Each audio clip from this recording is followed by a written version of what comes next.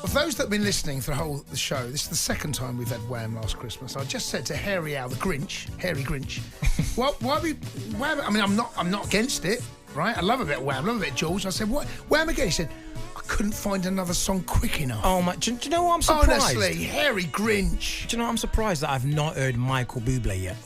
Well, He's Mr. Christmas. He released a Christmas album, didn't he, a couple of years ago?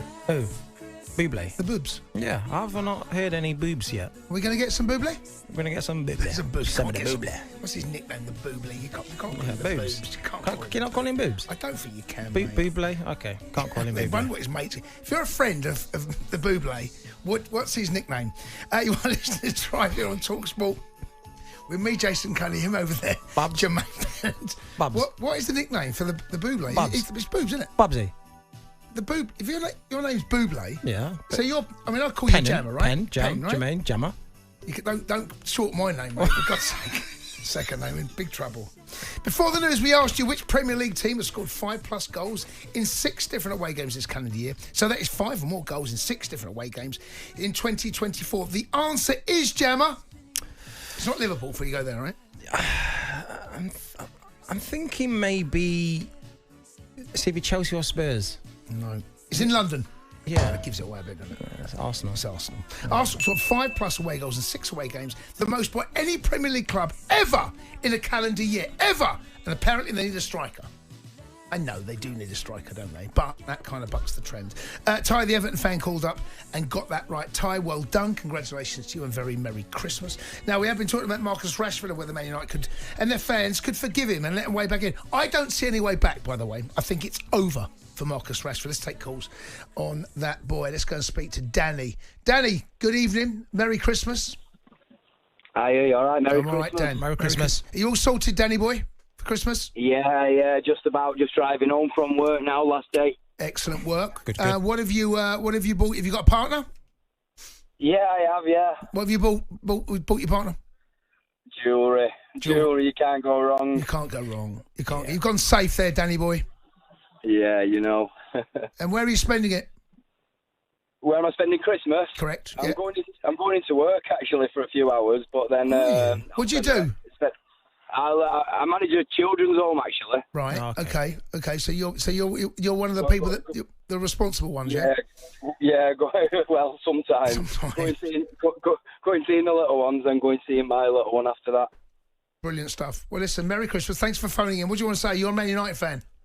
Yeah, nice one. Yeah, I just jumped in my car on the way home before, and I'm not sure who said it, but I heard someone say, and it's something that I'm hearing a lot, sort of a recurring thing that I'm hearing in the media a lot, where people are sort of suggesting that Marcus Rashford's being some unfairly treated in some way because of like his performances and how he, more than anyone's, being scrutinised because he's a local lad. And I just want to say, on behalf of all United fans, not one of us take any joy in it hurts us seeing what's happening with Marcus Rashford, but the fact of the matter is he is done at United.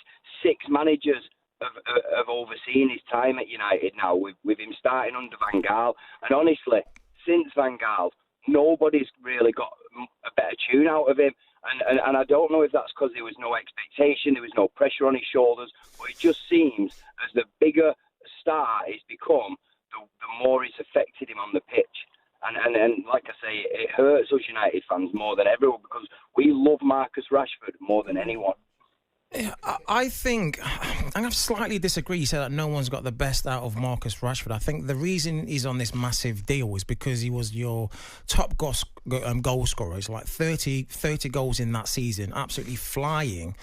And well, that's one season out of 10. Yeah, but okay. And in that season, he was playing under Solskjaer, right? So if you look at scrutinise the managers who he's played under, right, start with Mourinho, because he was the first serious manager after Van Gaal, when Mourinho actually held Rashford accountable and called him out a couple of times, and it didn't seem to go well for Mourinho, because Mourinho never got any 30 goal a season out of him. Whereas Solskjaer managed Rashford and a number of the players like they were his best friend. And obviously, that's great in some levels for Marcus Rashford personally. But as you know, as an ex-pro, the rest of the squad, they're not going to react well to that. So that didn't last long because he wasn't getting a tune out of other lads who were looking at the way he managed Rashford and thinking, this isn't right. So, and that's going to happen at any level. You've got to treat all these players the same. Guardiola, as much as he has Haalands and De Bruyne's, they're not superstars in that dressing room. There are no superstars, and that's how it has to be. And the only manager who's got a tune out of Rashford is the one who treated him like he was different, who let him off for these nights out and these late for trainings and these late for club meetings. And you can't manage a club like that. Not these days. You can't have a maverick. Do you think this has come from Amorim, or do you think, as I suspect, that this has come from higher above?